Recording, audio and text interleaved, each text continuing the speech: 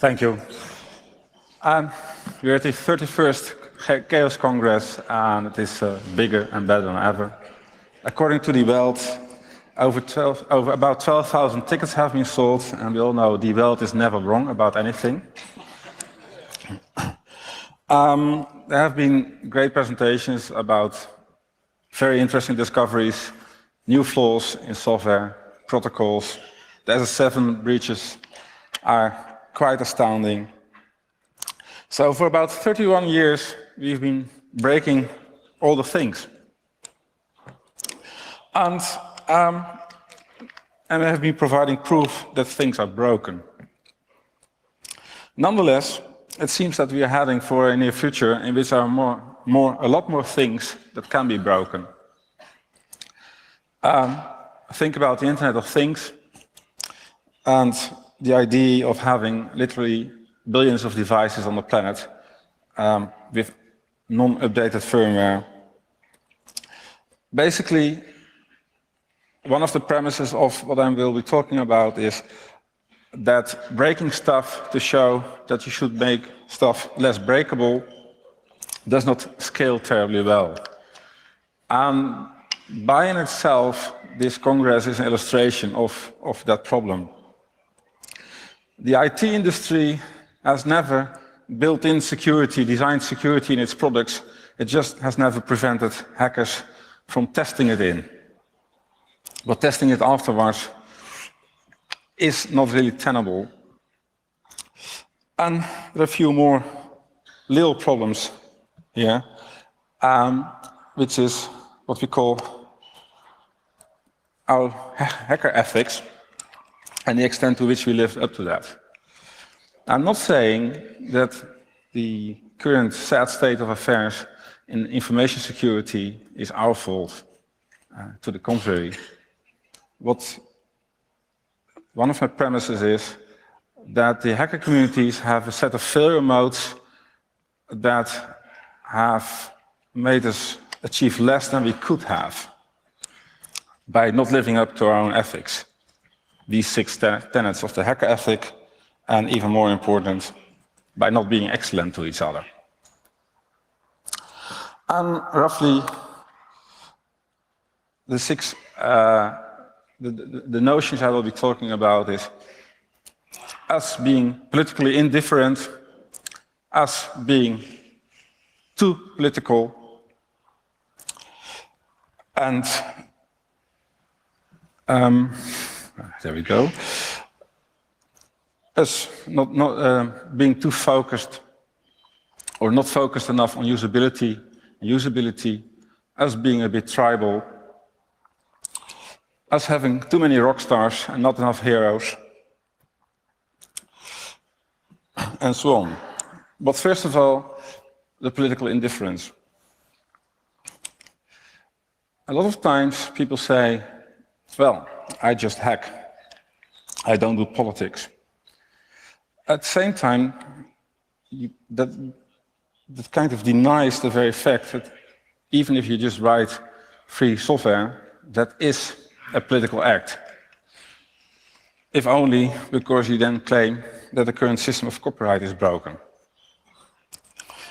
If you design a new centralized infrastructure, that's also a political act, because it allows for more mass surveillance and more data collection about us.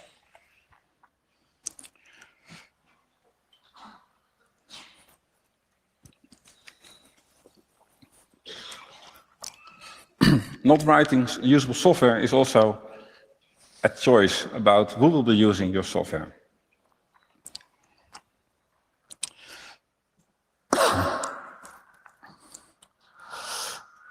The opposite is being too political.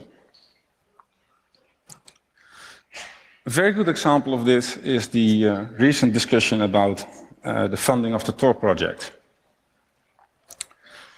People were disputing, or let's say, accusing the Tor project of being stooges of the United States government because the United States government is funding the Tor project.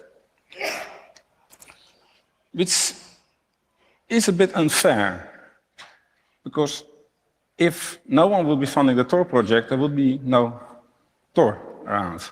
It is a massive project, requires lots of investment, and apparently nobody else but the United States government was interested in funding this stuff.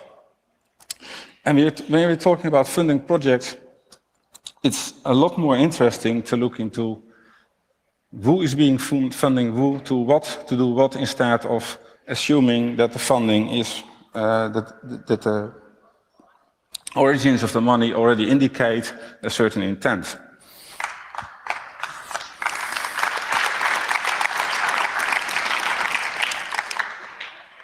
And in the case of the Tor project, there are two approaches to that. Either start auditing the Tor project's code, which I'm rather sure the Tor developers would rather very much welcome, and find any problems in there, or find a different way of funding the Tor project. That doesn't mean you can't criticize the funding model, but it's more helpful if you do at least one of the two other things as well. And that doesn't mean that there are no questions about how we engage with the state. But I'd like to see more a nuanced approach to discussions about how we engage the state. On the one hand, it wouldn't be bad to take geographical differences into account. If you only look at your fellow members of this community through the prism of how the United States government functions, especially the police forces, or with the traumas of the oppression by the Stasi in communist Germany, and before the Nazis. And we are having a conversation with people with a different history than that. That's not entirely fair either. On the other hand, a lot of the fellow Europeans, of the Germans, could do worse and learn the hard lessons learned in Germany and the hard lessons being learned in the United States, which in my book effectively is a police state right now. But just claiming that anyone who engages with the government automatically is licking the jackboots of the thugs, it just doesn't work that way.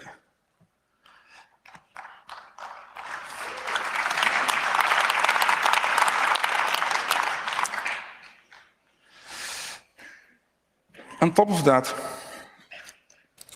there's a lot of discussion about, let's assume that you want to improve democracy and the rule of law, or at least personal freedoms. There's a lot of unnecessary discussions about the validity of tactics, of whether people are being radical enough. Being radical is fantastic, because the more radical people are, the more effective the moderates can be to take positions they otherwise cannot take. But if you only have radicals, you won't have any moderates left. So you need both. That's in terms of where you're on the spectrum. There may be more common values between the moderates and the radicals than they probably realize, and there's value in cooperating, or at least appreciating the differences, because the different parts of the spectrum help each other. That's on substance, but also on tactics. It should not be forgotten that the Data Retention Directive, the victory over that was achieved by strategic litigation, not by street protests, not by direct action, not by writing code. It was just utterly one of the most bourgeois ways of activism you can have, just suing, hacking the law, basically. On the other hand, we could never have defeated ACTA, even with the lobby in Brussels, which was an interesting collaboration across various spectrums.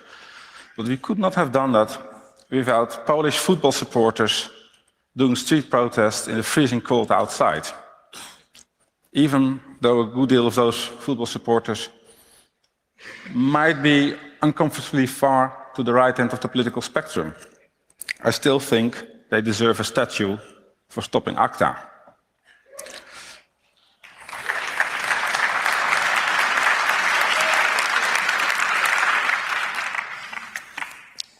So basically,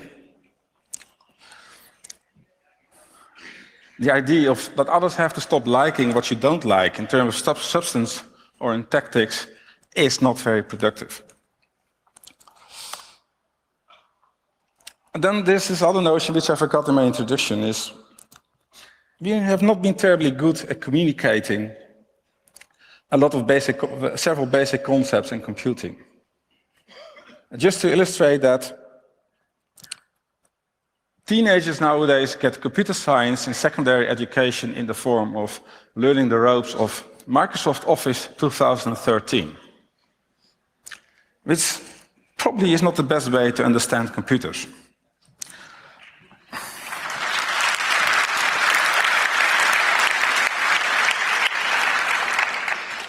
But it does reflect a wider understanding of society, of computers of computer systems as magic black boxes, which you cannot possibly understand, and it isn't even worth to look into and to teach other people what I mean. Alan Turing has died about 50 years ago, and we still have not found an idiom or a language to actually explain what general purpose computing means to mere mortals, to normal people, your parents, your neighbors, your plumber. I don't care. Everyone has a mental model of what a car is and what an internal combustion engine does to some extent. A lot of people do not even have that internal model of what this mental idea of what a computer does. It's just a magic thing and you push buttons on it in a certain pattern and something happens. Other concepts are privacy and why file sharing is good. But the only attempt I'm aware of explaining that is what Jeremy Zimmerman does with his concept of data love, which is terribly romantic.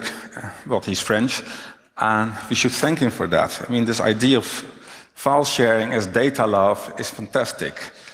It's also this notion of privacy as intimacy. It helps a bit, but still, how many people do you encounter that say, I have nothing to hide? Well, yeah, way too many. So, this idea of sharing knowledge starts with having at least a language to share that, especially with laypersons. And the results of that are very bad legislation. And that's why I put in this quote by Emilie Andersdotter: the current laws protect our infallible systems against anomalous people, you or us. An example of that is what the export controls in the updated Wassenaar arrangement say what the definition is of intrusion software. And that software, among other things, does it modifies the standard execution path of a program or process in order to allow the execution of externally provided instructions. Now, apply this definition to a browser that is JavaScript capable. You all are running intrusion software on your computers that are susceptible to export controls under the Wassenaar arrangement. If you take this text literally, which hopefully no one ever will do, this is not intentionally done wrong. Despite what we may think about the military-industrial complex, the Wassenaar arrangement to be updated to include intrusion software was a generally well-meant measure to prevent companies from exporting all sorts of nasty stuff to nefarious regimes like Syria and others. But the net result is extremely unhelpful. And this would not have happened if the people drafting these documents at least had an idea what computer software is and what it does. It would also have been extremely helpful if the little bits of civil society we have weren't overburdened by things like data retention, net neutrality, copyright reform, etc., and would have been able to participate in this. But they were simply overwhelmed. So, even if you don't want to become politically active and just hack, it would be extremely helpful if you were to at least help civil society, like Digital Courage, Digitale Gesellschaft, at the European level, European Digital Rights, to help others not to write stupid laws like these.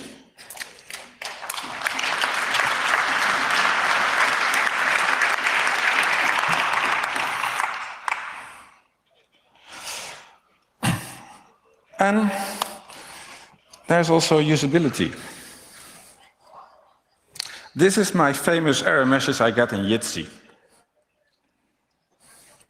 It informs me that someone else has sent me a message that was intended to another session. Surprise, I have multiple devices on which I run XMPP clients.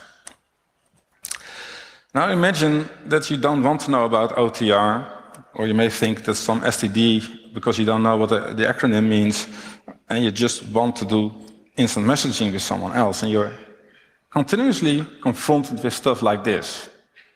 And you have the choice between using a Jabber client that does stuff like this and just to use Skype. The impact of that is that most people will start using Skype again instead of a Jabber client like Jitsi. And why would you care about that? Because you will be using a Jabber client. Well, XMPP/Jabber is fine if you only want to communicate with other people who also use that stuff. And here comes the clinch. The security of a social network that is communicating in a digital way will be dictated by the amount of hassle the largest group in the network will put up with. So in order to have secure communications, you must have usable communications for the greatest common denominator. Again, normal people, not techies.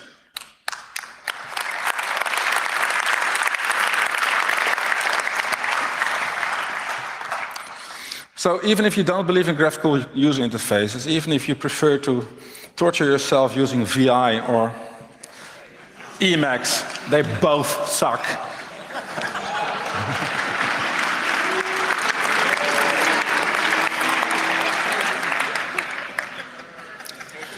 Your own security depends on the extent to which other people have usable, secure means of communication. So I don't care about your Apple hate or your GPL jihadism or to tell other people don't go on Facebook. Facebook is where the other people are.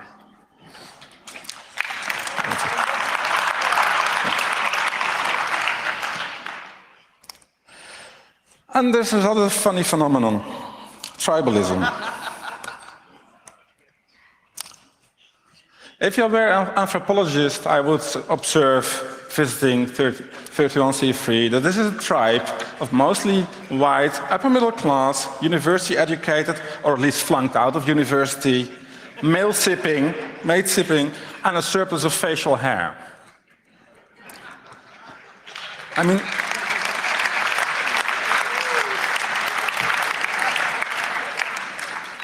diversity-wise, congratulations. We may have reached parity with the IT industry in general on the gender ratio, looking around at this fine event. Fantastic. Instead of 50% females, we have maybe 20 to 30%. Most people here are from Germany, the Benelux, Poland, Scandinavia, and by that logic, there should at least be a few hundred people of Turkish descent in this group. There are roughly none. That also means that the idea, a hacker ethic of we won't judge you on bogus credentials such as academic achievement, race, gender, etc., we do not live up to that. There are apparently barriers. That in itself is a problem. I have no idea how to solve it because I'm a white male with facial hair. But let's at least acknowledge that. And then we have this interesting phenomenon, and I think that kind of is the rock that ties the room together, rockstar culture. And we have fantastic heroes, we need more of them. Let's say Chelsea Manning, Edward Snowden, John Kirikou, those are true heroes. This is not what it is about. This is about some of our heroes were also our rock stars.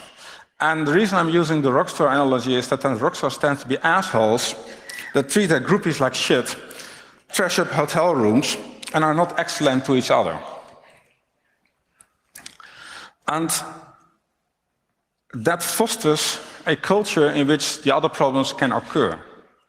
If it's important to have rock stars, you get into a level of competition that's unhealthy. It's not helpful in terms of cooperation. And if you're, the most interesting way of getting to the top is by breaking stuff, because breaking stuff is by definition easier than building stuff that's unbreakable.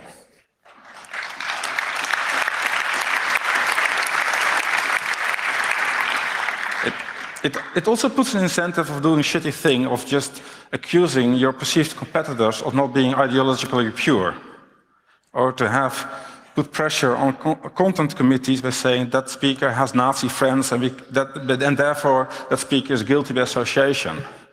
Let's just judge it on the merits of the person alone and not on whoever he or she associates with. It also precludes usability.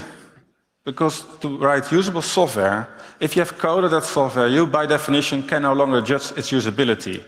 It's like having a child, and of course, if it's your child, it's the smartest, most wonderful child in the world. It may still be a shitty child.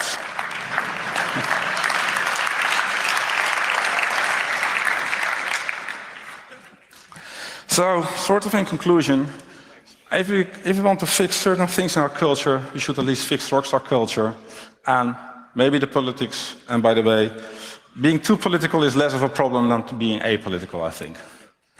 So keep on pwning all the things, keep on decentralizing all the things, keep on encrypting all the things. Just realize it's not necessary enough. Thank you.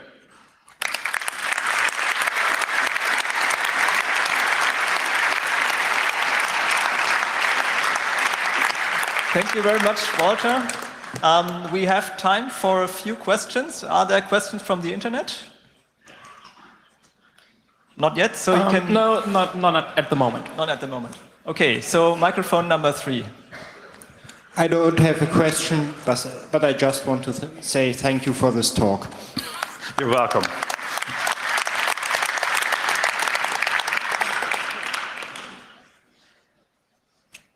Microphone number 2. Hi, also thank you for the talk, but I think you mentioned a lot of very important things here, but I also think that it's important to think about, you know, one of the things you mentioned last, like you're saying that we should judge a person only by themselves and not by the people they associate with, but one might also ask, and that is something that has to do with the person themselves, why do they associate with Nazis? Why do they do that? And I think that's a legitimate question to ask, and I would like you to maybe elaborate why you think that this somehow doesn't say something about a person. I think it's important to think about this as well, and I think that it is problematic, and for example, to be friends with a Nazi, yeah. Well, fair question. Personally, I wouldn't associate with Nazis. However, I consider a person who's willing to do so a better person than me, simply because that person considers even Nazis fellow humans. If you start denying the humanity in other people, you're becoming a totalitarian. Now you're twisting my question. You're twisting my question around. That's not what I said. Let me put it this way.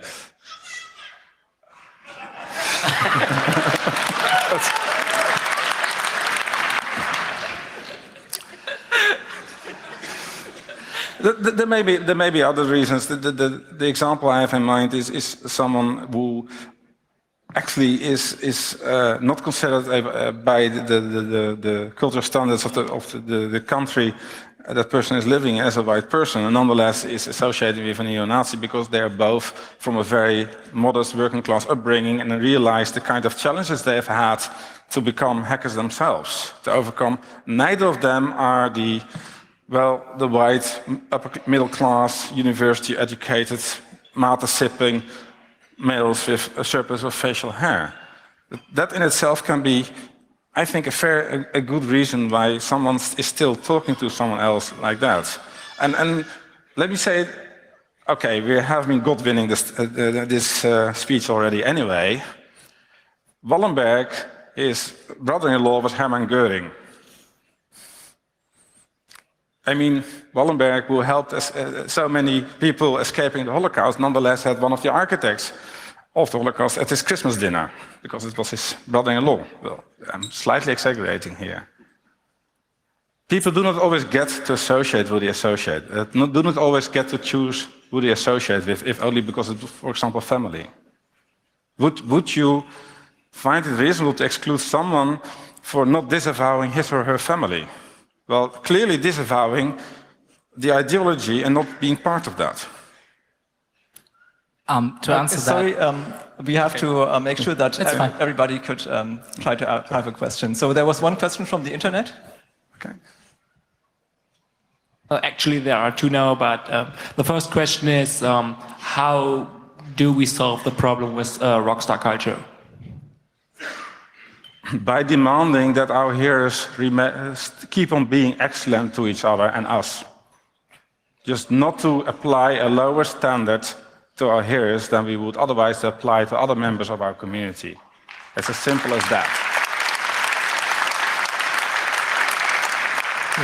Microphone number 3. You mentioned that there should always be moderates and extremists, so to say, and that they, well, offset against each other. But I think that a big problem going on there is that generally the moderates don't understand why the extremists do what they do and the other way around, and there's not really any communication between the two. So they should coexist, but there should be more communication as to exactly who does what and why and how the two can work together. I think that's kind of the important part of that. Thank you for better rephrasing my point than I did myself. Okay. Okay, so as we are short on time, we'll have one more question from the internet. Okay, in regards to the diversity issue, do you have any information on the development in regards to this issue, and is there a tendency towards a less open group of like T-sipping people with facial hair? Actually, as a person with facial hair, I have no idea. And just to quote Nick Farr, who sadly is not with us this time, if you have to start thinking about it, there's only one thing certain: you're doing it wrong. And I think it's mostly a matter to ask people, for example, who have been visiting hackerspaces who did not return, why they didn't return. This is a question that cannot be answered by the people who are still partaking in the community. It's about the people who took a look and left, and how to do that. It's about realizing that walking around in a geeky t-shirt and sipping mate in itself already signals we have codes. And you must know the codes to fit in. But much further than that, I don't get. Okay, so final question from microphone number 4, but please make it short. Yeah, I just have one question. I find there is a lot of guide on, programming 101 for people that want to learn, but I feel that there is a lot of less guides about, what you can do to get involved in politics or take actual civil action in this community, at least. Well, actually, I mentioned European Digital Rights, and they publish kind of dummy-like guides, like the guide to the Brussels maze and stuff like that. And several other NGOs in civil society publish similar documents. And this is not meant as a let me Google this for you, but there actually is quite a bit of information available, quite often also in your native language. But, thank you. Okay, so as we're out of time, so this concludes our Q&A session. Please give another round of applause to Walter.